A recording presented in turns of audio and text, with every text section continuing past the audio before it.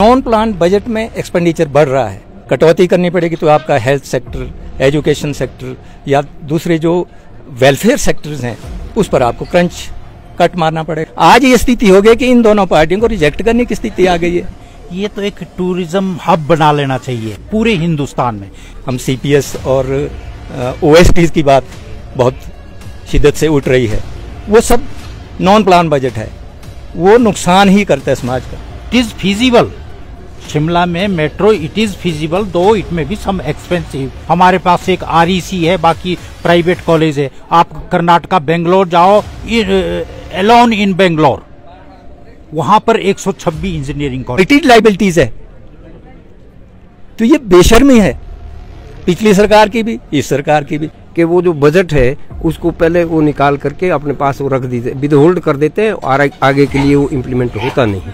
तो काफी बजट हमारा एग्रीकल्चर का ऐसा है जो पड़ा हुआ है। सड़क निकली है हिमाचल के सबसे ऊंचे गांव तक, अगर बिजली पहुंचाई है वो कोई मंत्री नहीं वहां गया, कर्मचारी गया बर्फ में जो है वहाँ तारे जोड़ रहा होता है। जैसे ट्रेनिंग एंड विजिट का है तो वो क्या करते हैं कि लास्ट में कोई लिए और यहाँ से किसी लोग को गया 10-20 लोग इकट्ठे किए और ले गए, मतलब नहीं जहाँ भी मतलब ट्रेनिंग एंड विजिट के लिए।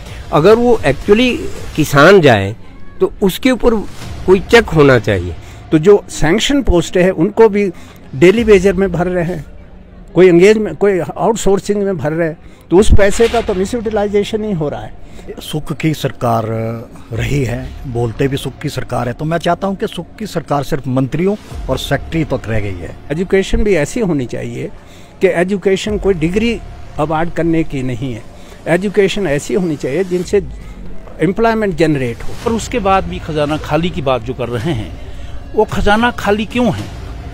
आप लोग अनप्रोडक्टिव एक्सपेंडिचर ज़्यादा कर रहे हैं कि HP एडमिनिस्ट्रेटिव ट्रिब्यूनल दोबारा खोलने की कवायद शुरू है और नोटिफिकेशन हो गई है। आप जानते हैं कि करोड़ों रुपए उसके ऊपर खर्च आएगा। अब क्या हुआ, सरकार बदली, पार्टी की दूसरी पार्टी की आ गई, अब कंडीशन लगा ली कि अब तुम कर्ज भी नहीं ले सकते। कर्ज नहीं लोगे तो जनता का क्या करोगे? पहली बार 75-77 सालों में ये स्थिति क्यों आई है? ये आपके 2016 की जो नोटबंदी थी उसका इम्पैक्ट है। बच्चा IGMC ICU में होता है, मदर कमला नेहरू हॉस्पिटल में होती है, तो अगर ब्रेस्ट फीडिंग के लिए उसको एम्बुलेंस में वहां ले जाया जाता है IGMC और दोबारा फिर कमला नेहरू हॉस्पिटल लाते हैं। तो ये वहाँ जो स्पेशलाइज्ड डॉक्टर है बच्चों के, उनकी OPD भी वहाँ होनी चाहिए। 14 फरवरी से हिमाचल प्रदेश विधानसभा का बजट सत्र शुरू होने वाला है और मुख्यमंत्री सुखविंदर सिंह सुक्खू अपने कार्यकाल का दूसरा बजट जनता के समक्ष प्रस्तुत करेंगे। 17 फरवरी को ये बजट पेश किया जाएगा। बजट को लेकर वरिष्ठ नागरिकों की क्या प्रतिक्रिया है, क्योंकि ये सिर्फ वरिष्ठ नागरिक ही नहीं है, एक ऐसे कर्मचारी हैं जिन्होंने हिमाचल प्रदेश राज्य सचिवालय के साथ साथ अन्य सरकारी विभागों में अपनी सेवाएं दी हैं। इनसे ये भी पूछेंगे बजट बनता कैसे है और किस विभाग को लेकर किस तरह का बजट अपेक्षित किया जा रहा है लोगों के द्वारा, क्योंकि हाल ही में कुछ समय बाद लोकसभा के चुनाव भी आने हैं। सबसे पहले हमारे साथ मेहता जी हैं, आपसे पहला सवाल लूँगा क्योंकि आप तो सचिवालय में रहे हैं। ये जो बजट बनने की प्रक्रिया है ये शुरू कैसे होती है, बजट बनता कैसे है? सबसे पहले बजटिंग में सरकार अपनी फाइनेंशियल स्थिति देखती है, उसमें रिसीट एंड एक्सपेंडिचर जो पूरे साल का एज्यूम किया जाता है कि कितना इस वित्तीय वर्ष में हमारे पास पैसा आने वाला है या आएगा। अपनी जो डिफरेंट सोर्सेज होते हैं इनकम के सरकार के, वो और फिर एक्सपेंडिचर हमारा कितना होना है। अब उसमें कुछ कमिटेड लाइबिलिटीज़ होती है, वो फिक्स होती हैं, उसमें थोड़ा बहुत हाइक होना ही होता है, रिड्यूस होती नहीं है वो। फिर रिसीट और एक्सपेंडिचर का बैलेंस बनाते हुए बजटिंग प्रोसेस शुरू होता है। अच्छा, उसमें फिर जो नेक्स्ट स्टेप है वो आता है प्लानिंग और नॉन प्लानिंग, यानी कि प्लान बजट और नॉन प्लान बजट। अब प्लान बजट में जो फोकस होता है वो होता है कि हम सोशल सेक्टर में ऐसा क्या करें कि जिससे इकोनॉमिक ग्रोथ हैम्पर ना हो, बल्कि उसको थोड़ा बूस्टअप मिले, और साथ में जो हमारे डिफरेंट ऐसे सेक्टर्स है जिसका इम्पैक्ट आम जनता पर सीधे सीधे होता है, जिसमें रोज़गार सृजन हो गया और लोगों को दी जाने वाली सुविधाएं हो गई, लोगों के जीवन में बेहतरी कैसे लाएं, एजुकेशन है, हेल्थ है, उस सेक्टर में हमारा बजट का कितना पोर्शन डालना है वो मेन फोकस गवर्नमेंट का उस पर रहता है। मगर आजकल हम एक चीज़ देख रहे हैं कि नॉन प्लान बजट में एक्सपेंडिचर बढ़ रहा है। उसका कारण सरकार की जो थोड़ी ऐसी नीतियां हैं कि किसी सेक्शन को या अपने किसी ऐसे मोटिव को आगे लेके एक्सपेंडिचर करना जिसका सीधा सीधा जनता से कोई लेना देना होता नहीं है। उसमें क्या है कि डिफरेंट टाइप्स ऑफ आपने ऑफिसर अपॉइंट कर दिए, कोई रिटायरीज, कोई अपने पार्टी के लोग, या जैसे आजकल हम CPS और OSTs की बात बहुत शिद्दत से उठ रही है, वो सब नॉन प्लान बजट है, वो नुकसान ही करता है समाज का। तो प्लान बजट पर फोकस रहना चाहिए। अब प्लान बजट में क्या है कि हमारा रिसीट कितना है उस पर डिपेंड करता है। अब रिसीट अगर कम है तो नेचुरली प्लान बजट में आपको जो है कटौती करनी पड़ेगी तो आपका हेल्थ सेक्टर, एजुकेशन सेक्टर या दूसरे जो वेलफेयर सेक्टर्स हैं उस पर आपको कट मारना पड़ेगा तो सीधा इम्पैक्ट उसका जो है जनता पर जाता है। तो आजकल ये सारा प्रोसेस अब तो ऑलमोस्ट कंप्लीट हो चुका है। ये एक्चुअली 1 जनवरी को ही शुरू हो जाता है। सेक्रेटरीट में हमारी ये फाइनेंस की है 6-7 ब्रांचेज है। आप 15 लोग भी लेके चलेंगे तो कम से कम 100 लोग इसमें सीधे जो रात दिन इस पीरियड में काम करते हैं जब तक कि बजट फाइनल ना हो जाए या यूँ कहिए कि पास ना हो जाए। तो उस के दौरान यही चीज़ देखी जाती है कि हमने करना क्या है। आपने एक और बात कही थी नॉन प्लानिंग बजट की, जिसमें आपने CPS का जिक्र किया, OSDs का जिक्र किया। आपको क्या लगता है हिमाचल की स्थिति को देखते हुए क्या भविष्य में सरकार को कोई ऐसी नीति भी लानी चाहिए कि ये जो नॉन प्लान बजट है इसमें भी कुछ तय मापदंड रखने चाहिए कि हम OSD इससे ज़्यादा नहीं लगा सकते, या अगर हमने CPS लगाने हैं तो वो हमें इससे ज़्यादा नहीं लगाने चाहिए, या हमने कोई सलाहकार रखने हैं तो वो इस संख्या से ज़्यादा नहीं रख सकते? क्या इस तरह करने की ज़रूरत है कुछ? देखो, जो नॉन प्लान बजट है उसमें बहुत सारी ऐसी चीज़ें होती है। उदाहरण के लिए आप कह सकते हैं कि वेलफेयर स्कीम्स, उसमें बढ़ोतरी होनी है। मान लीजिए 1972 में सबसे पहले हिमाचल प्रदेश के अंदर पेंशन का जो ओल्ड एज पेंशन है या हैंडीकैप पेंशन है 50 रुपये से शुरू हुई थी, वो वेलफेयर स्टेप था। आज वो 1500-1700 तक पहुँच चुका है इंडिविजुअल का। वो है तो नॉन प्लान है, मगर वो नॉन प्लान ऐसी जगह है जिसका वेलफेयर से सीधा जनता, आखिर मोटिव क्या है? मोटिव सरकार का यह है कि जनता के जीवन को कैसे हम एलिवेट करें, कैसे उसमें जो है सुधार लाएं। तो उसके लिए आपको नॉन प्लान इतना बुरा नहीं है जितना इसको कई बार थोड़ा बता दिया जाता है। मगर जहाँ तक OSD या आपके CPS की बात है वो तो सीधा दिखता है। CPS की सीधी बात है कि CPS इलीगल है, नहीं होना चाहिए, फिर भी हो रहा है। तो क्या है कि जनता के पैसे पर पार्टी के अपने लोगों को फायदा देना, वही बात OSD की है। अब दिल्ली में OSD बैठाने की बात है। दिल्ली में हमारा तो आपको पता है 35 साल का तजर्बा है इन चीज़ों का। तो दिल्ली में क्या है कि आपका RC होता है, उसके पास ही काम नहीं है, वो 2.5-3 लाख वाला ऑफिसर बैठा हुआ है, फिर आप वहाँ OSD बैठा देंगे। तो आप जनता का पैसा गलत जगह लगा रहे हैं, जबकि वो पैसा कहाँ है? 2016 से एम्प्लॉयज़ का पैसा फंसा हुआ है, पेंशनर का पैसा फंसा हुआ है, रिटायर होकर लोग मर चुके हैं, उस पर कोई ध्यान नहीं है। पिछली सरकार ने क्या किया? 6 साल राज किया है ना, 5 साल 17 के उनकी लाइबिलिटी थी, 16 से रिवीजन हो चुका था, नहीं दिया। उनको पता है क्या करना, तुमने रिपीट तो करना नहीं है।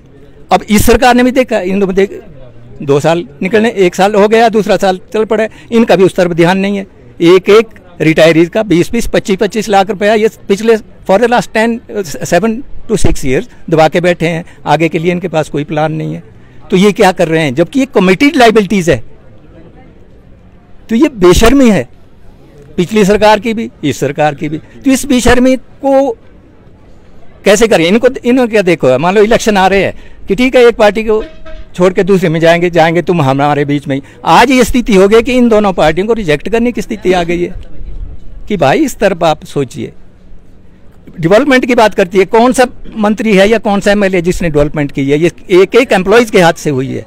वो चाहे किब्बर में सड़क निकली है, हिमाचल के सबसे ऊंचे गांव तक अगर बिजली पहुंचाई है, वो कोई मंत्री नहीं वहाँ गया, कर्मचारी गया बर्फ में जो है वहाँ तारे जोड़ रहा होता है, उसको आप ना पेंशन देंगे, उसको आप ना उसके रिटायरल बेनिफिट्स टाइम से देंगे। इस विषय में अगर सुभाष जी, आप तो पर्यटन से जुड़े भी रहे हैं, पर्यटन को लेकर अभी आगामी जो बजट आने वाला है हिमाचल सरकार का, 17 तारीख को मुख्यमंत्री पटल पर बजट रख देंगे, जनता सुनेगी। पर्यटन के क्षेत्र में आपको क्या लगता है हमें क्या करने की आवश्यकता है 24 में? जहाँ तक पर्यटन की बात हिमाचल में करें, ये तो एक टूरिज्म हब बना लेना चाहिए पूरे हिंदुस्तान में, क्योंकि हिमाचल एक इतनी ग्रीनरी है, खूबसूरत वादियाँ हैं, यहाँ का ज्योग्राफिकली भी जो है टूरिज्म सेक्टर के लिए बढ़ावा देने के लिए हिंदुस्तान में एक अहम स्थान है। तो इसके लिए या केंद्र बजट में भी ऐसी योजनाएं नहीं आई, तो प्रदेश में जो ये बजट आ रहा इसमें कम से कम ऐसी योजनाएं लाएं टूरिज्म के लिए उसमें, ताकि बेरोजगार भी रोजगार से जुड़े और स्वरोजगार के अवसर उनको मिले, और जब स्वरोजगार के अवसर उनको मिलेंगे वो अन्य को भी रोजगार देंगे। इसके दो पहलू होंगे। टूरिज्म को बढ़ावा देने से हमारी स्टेट की इनकम तो बढ़ेगी, कंट्री की भी बढ़ेगी, इंटरनेशनल लेवल का टूरिस्ट यहाँ शिमला और इसके ज्वाइनिंग में आता है, और दूसरा यहाँ का जो बेरोजगार युवा है वो उनको रोजगार और स्वरोजगार के अवसर प्राप्त होंगे। अब टूरिज्म में कैसे, इसके लिए हमें गाँव तक बढ़ावा देना पड़ेगा, गाँव तक लिंक रोड्स, स्प्रिंकलिंग और ड्रिप इरिगेशन किसानों को, ताकि वो अपने किसान लोकल उत्पाद, चाहे वो फ्लावरिकल्चर में हो, मशरूम ग्रोइंग में हो, किसी अन्य फील्ड में हो, वो उनके उत्पाद, और वो जो हमारा बेरोजगार युवा है, एजुकेटेड युवा, वो उन उत्पाद को वहीं के वहीं बेच सके, उसकी मार्केटिंग वहीं से हो और वो वहीं बिजी हो, वो शहरों की तरफ पलायन ना करें।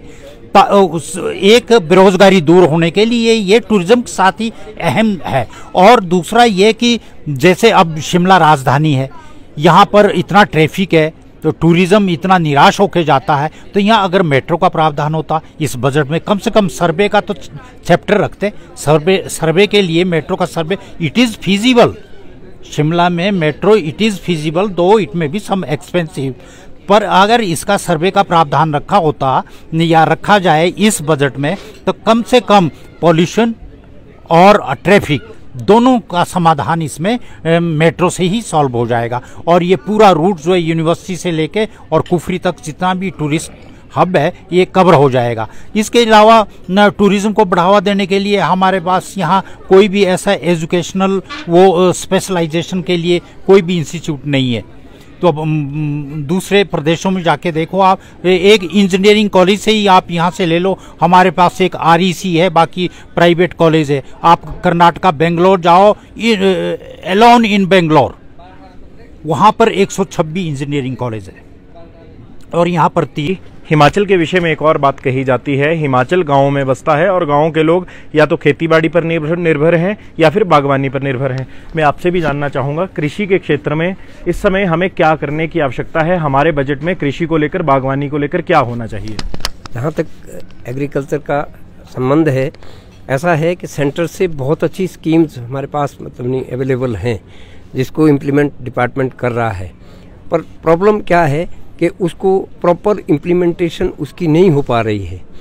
RKYS स्कीम है, ट्रेनिंग एंड विजिट स्कीम है, और सब्सिडीज़ देती है, इम्प्लीमेंट्स पे देती है, और दूसरे इंसेक्टिसाइड पेस्टिसाइड के ऊपर बहुत सारा मतलब नहीं हुआ है, सॉइल टेस्टिंग के ऊपर खूब जोर है सरकार का। पर प्रॉब्लम ये है कि कुछ तो सरकार के पास पूरी जो सर्विसेज के है वो अवेलेबल नहीं है, उसमें ध्यान देने की आवश्यकता है कि लोग मतलब नहीं जो है ना जी, जो भी पोस्ट जितनी वेकेंट है उसको भरा जाए। और मोस्टली क्या दिक्कत हुई है कि भाई क्या करते हैं लास्ट में कि वो जो बजट है उसको पहले वो निकाल करके अपने पास वो रख देते, विदहोल्ड कर देते हैं, और आगे के लिए वो इम्प्लीमेंट होता नहीं।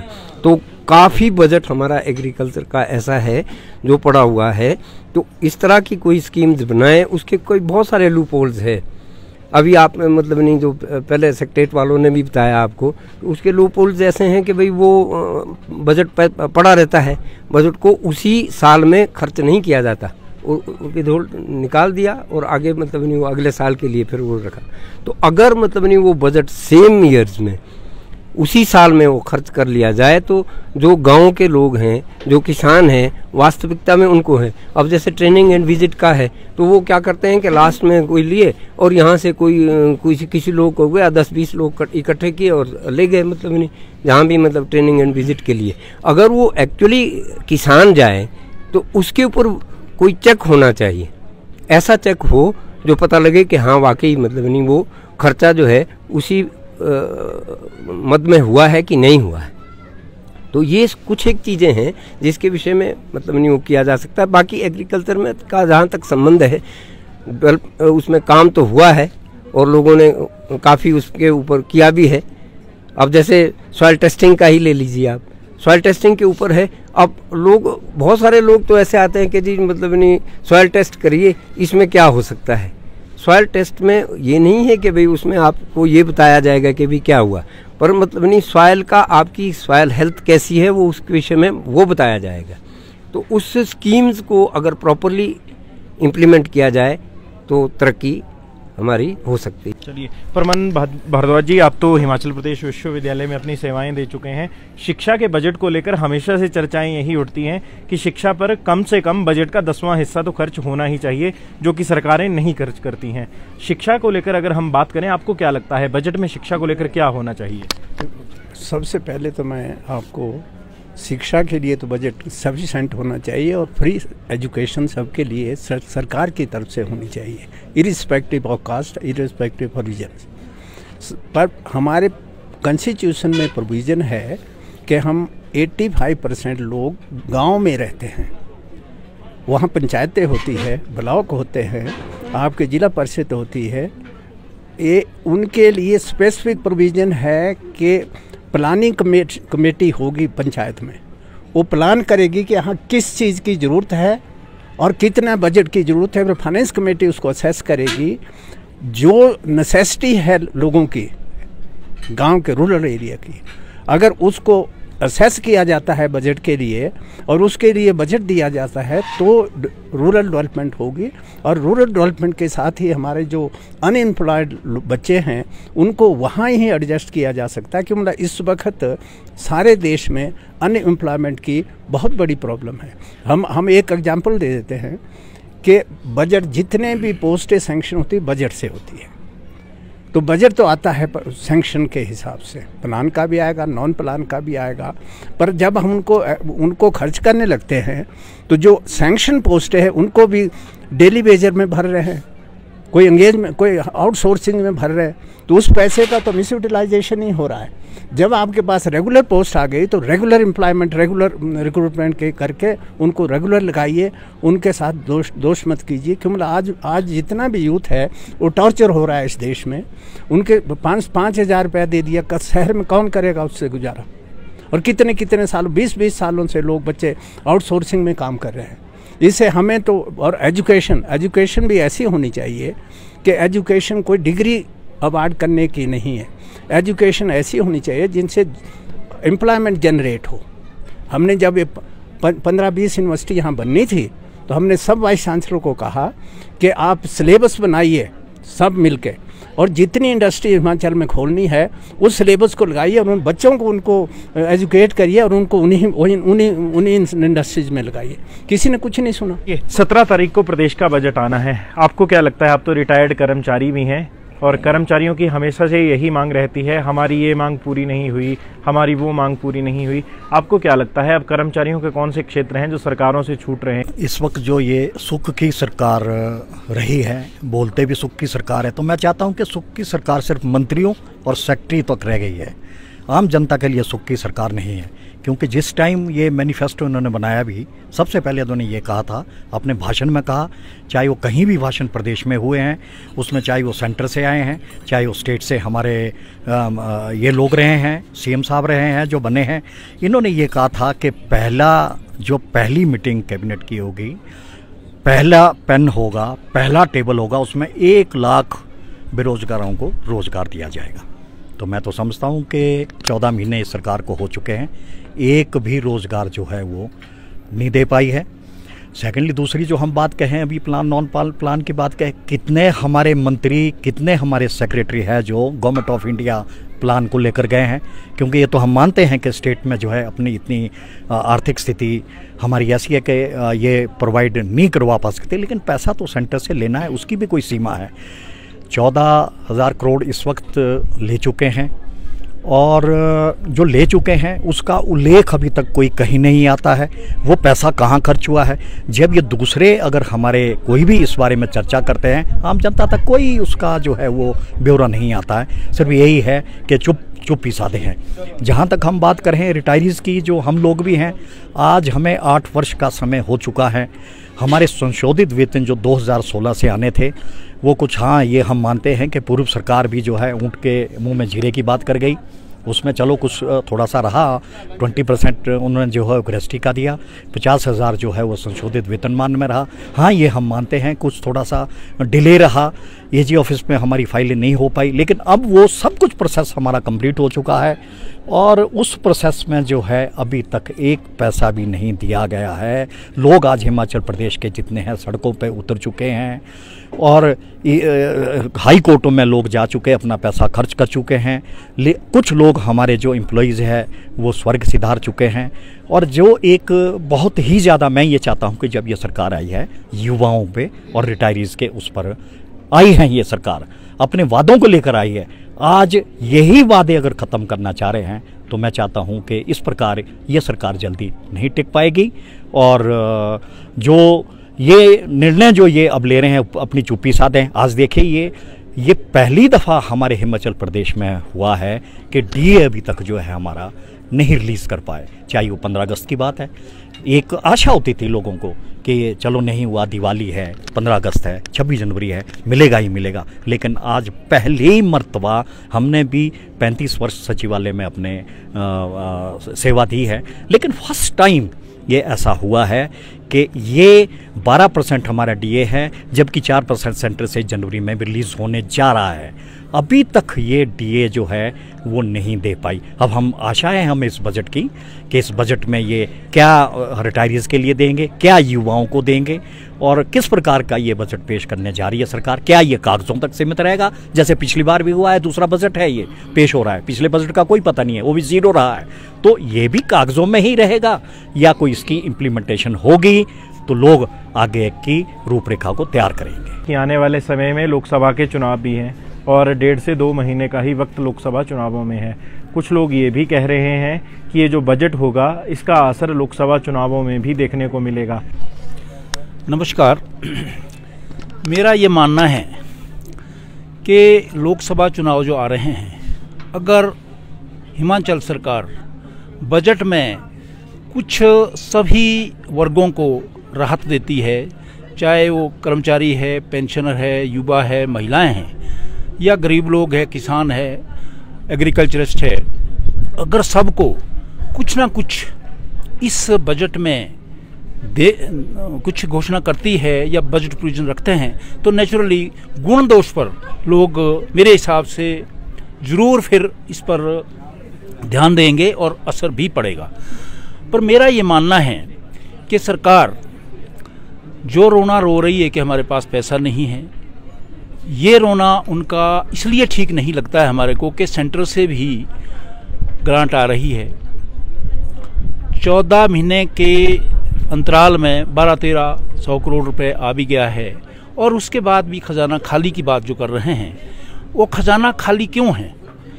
आप लोग अनप्रोडक्टिव एक्सपेंडिचर ज़्यादा कर रहे हैं। जैसे उदाहरण के तौर पर मैं कहना चाहूँगा कि HP एडमिनिस्ट्रेटिव ट्रिब्यूनल जो बार बार बंद कर दिया गया और अब दोबारा एक फैसला ले लिया गया है कि HP एडमिनिस्ट्रेटिव ट्रिब्यूनल दोबारा खोलने की कवायद शुरू है और नोटिफिकेशन हो गई है। आप जानते हैं कि करोड़ों रुपए उसके ऊपर खर्च आएगा। बिल्डिंग अभी नहीं है, जो ट्रिब्यूनल की बिल्डिंग थी इंडस्ट्री डिपार्टमेंट को दे दी गई है, नई बिल्डिंग खड़ी होगी, चेयरमैन लगेंगे, मेंबर्स लगेंगे, स्टाफ लगेगा। तो इसका विरोध कर्मचारी वर्ग ने किया है, पेंशनर ने किया है और एडवोकेट्स ने किया है, गवर्नर से मिले हैं, सब चीज़ कि भाई अनप्रोडक्टिव एक्सपेंडिचर आप करोड़ों, इसकी ज़रूरत क्या थी। और इसमें जो ट्रिब्यूनल की बात है कि न्यायालय से जो अभी केसेस डिसाइड हो रहे हैं, कर्मचारियों की बात ले लो, पेंशनरों की बात ले लूँ, 6% के हिसाब से कई केसेस डिसाइड हो गए हैं गवर्नमेंट को डायरेक्शन गई है, ऑर्डर्स गए हैं हाई कोर्ट के कि आप 6% के हिसाब से एरियर दो। गवर्नमेंट उस पर हाई कोर्ट के ऑर्डर्स पे एक कमेटी बना रही है, headed by chief secretary and some other members, और एक director of treasuries, district treasury को चिट्ठियां लिख रहे हैं कि आप जो है ना इसको दोबारा डिफेंड करिए, रिवीजन पिटीशन करिए और आप इन केसों को लटकाइए। और इसको एडमिनिस्ट्रेटिव ट्रिब्यूनल को जो क्रिएट करने का मकसद मैं साफ तौर पर कहना चाहूँगा कि यही है कि ये जो एरियर के केसेस है या ट्रांसफरों का केस है, जहाँ गवर्नमेंट अपना तानाशाही या अपने ऑर्डर इम्प्लीमेंट कराने के लिए ये ट्रिब्यूनल को खोलने की कवायद चली है, तो इसका हम सारे वर्ग, क्योंकि लोगों को इससे कोई लेना नहीं है, टैक्स पेयर है, उनको क्या लेना है, ट्रिब्यूनल बंद हो चला रहे, अभी तक जो न्याय मिल रहा था ठीक है। तो इससे भी जो अनप्रोडक्टिव एक्सपेंडिचर है ये भी एक सरकार की गलत पहल है। डेफिसिट बजट ग्रांट के ऊपर थोड़ी चर्चा कर लें। डेफिसिट बजट ग्रांट, उसके ऊपर आप क्या कहेंगे? एक्चुअली डेफिसिट बजटिंग ऐसा लगता है आम आदमियों को कि ये बहुत गलत शब्द है, भाई ये बड़ा खतरनाक काम होता होगा। एक्चुअली जो डेफिसिट बजटिंग है वो बड़ा सही कदम होता है। भले लगता है कि बजटीय घाटा है ये, मगर बजटीय घाटा कब होता है? जब सरकार अपने रसीट से ज़्यादा खर्चा करती है। वो खर्चा कई बार मजबूरी भी करना पड़ता है और कई बार जो है खुशी से भी किया जाता है कि हमने देना है कुछ लोगों को। तो डेफिसिट बजटिंग बुरा टर्म नहीं है और बहुत सही है, मगर इसके कुछ इम्पैक्ट्स है।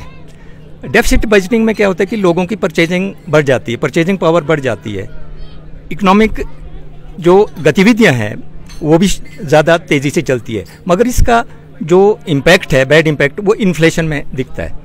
इन्फ्लेशन में वो फिर एक प्रकार से बराबरी हो जाती है, जो थोड़ा कमाया था वो उसमें चला जाता है। मगर ये स्थिति आती कब है? ये स्थिति तब आती है जब सरकार के पास रिसीट जो है ना बार बार घट रही है और पैसा आ नहीं रहा है। जहाँ हिमाचल की जहाँ बात होती है, हिमाचल के पास अपने कोई सोर्सेज है नहीं इनकम के एज सच। हमारे पास जंगल है, उस पर गवर्नमेंट ऑफ इंडिया का एक अधिकार है, वो हम बेच नहीं सकते। बाकी हमारे पास पैसा कहीं से आता नहीं है। 5-6 हज़ार करोड़ रुपया सेब से आता है। सेब का जो है क्लाइमेट ने बेड़ा गर्क करके रखा, फिर पैसा कहाँ से आएगा? हुआ क्या, पिछली सरकार ने 75,000 करोड़ का कर्जा लिया, वो हमारे ऊपर बर्डन है, हमारी गतिविधियाँ सारी ठप हो गई है। वो इसलिए क्योंकि केंद्र से, हालांकि बीच में वक्ताओं ने कहा कि बहुत कुछ मिल रहा है, मगर वो चीज़ें मिल रही है जो रूटीन की है। हमारे को जो ओवर एंड एक्सेस की ज़रूरत है भाई, अदरवाइज आप हमें हमारे जंगल हमारे सुपुर्द कर दीजिए, हमारे बिजली का प्रोजेक्ट हमारे सुपुर्द कर दीजिए। आप पैसा कमा रहे हैं और हमें दे नहीं रहे हैं। जबकि जब क्रिएट हुआ था ये स्टेट, सबको पता था कि यहाँ हमारी जो है ये पोजीशन हमेशा रहेगी। तो 75,000 करोड़ का बजट, अब क्या हुआ? सरकार बदली, पार्टी की दूसरी पार्टी की आ गई, अब कंडीशन लगा ली कि अब तुम कर्ज भी नहीं ले सकते। कर्ज नहीं लोगे तो जनता का क्या करोगे? तो कहीं ना कहीं एक गवर्नमेंट ऑफ इंडिया पर ही बात जाती है। एक चीज़ और है, 8 साल से एम्प्लॉयज़ों का और रिटायरीज का बेनिफिट भी दहल हुआ बैठा है। पहली बार 75-77 सालों में ये स्थिति क्यों आई है? ये आपके 2016 की जो नोटबंदी थी उसका इम्पैक्ट है। 75,000 करोड़ के नीचे हम दबे हैं, 205 लाख करोड़ के नीचे जो है सेंट्रल सरकार दबी हुई है। स्वास्थ्य के ऊपर थोड़ी चर्चा कर लें। हेल्थ को लेकर कोई करेक्शन चाहूँगा, क्या करना चाहिए? एक्चुअली हेल्थ सेक्टर एक ऐसा सेक्टर है जो हर हिमाचली, जहाँ प्रदेश की बात है, हर हिमाचली से जुड़ा है। मैं यहाँ एक कमला नेहरू हॉस्पिटल है जो स्टेट लेवल का हॉस्पिटल है महिलाओं के लिए, महिलाएं प्रसूति हेतु यहाँ एडमिट होती हैं, तो वहाँ पर पूरे प्रदेश से महिलाएं आती हैं और वो ऐसा कॉज होता है, उनके साथ अटेंडेंट भी 2 या 3 चाहिए होते हैं। तो यहाँ पर सराय भवन नहीं है उसके साथ। तो हमने बहुत बार ये डिमांड रखी है कि इसे बजट में लें और एक सराय भवन बने, ताकि जो भी उनके साथ अटेंडेंट आते हैं उनके ठहरने के लिए वो रात्रि को बाहर सोते हैं। और सबसे बड़ी दुखद बात यह है कि जब कई बार बच्चा वहाँ बीमार हो जाता, न्यूली बॉर्न, तो मदर भी एडमिट होगी, बच्चा भी, तो उसे रेफर किया जाता IGMC। बच्चा IGMC ICU में होता है, मदर कमला नेहरू हॉस्पिटल में होती है। तो अगर ब्रेस्ट फीडिंग के लिए उसको एम्बुलेंस में वहाँ ले जाया जाता है IGMC और दोबारा फिर कमला नेहरू हॉस्पिटल लाते हैं। तो ये वहाँ जो स्पेशलाइज्ड डॉक्टर है बच्चों के, उनकी OPD भी वहाँ होनी चाहिए। चलिए, हमारे साथ बजट पर चर्चा के लिए कुछ वरिष्ठ नागरिक थे, और मैं यूं कहूं तो सिर्फ वरिष्ठ नागरिक ही नहीं, वो लोग थे जिन्होंने पूर्व में हिमाचल प्रदेश सरकार के ही किसी न किसी विभाग में अपनी सेवाएं दी हैं और बड़े अच्छे से जानते हैं बजट में क्या होना चाहिए, क्या नहीं होना चाहिए। और हाल ही में जो 17 फरवरी को मुख्यमंत्री सुखविंदर सिंह सुक्खू अपना कार्यकाल का दूसरा बजट पेश करेंगे, उस बजट में क्या होना चाहिए। संवाद भारत में अभी के लिए बस इतना ही। नमस्कार।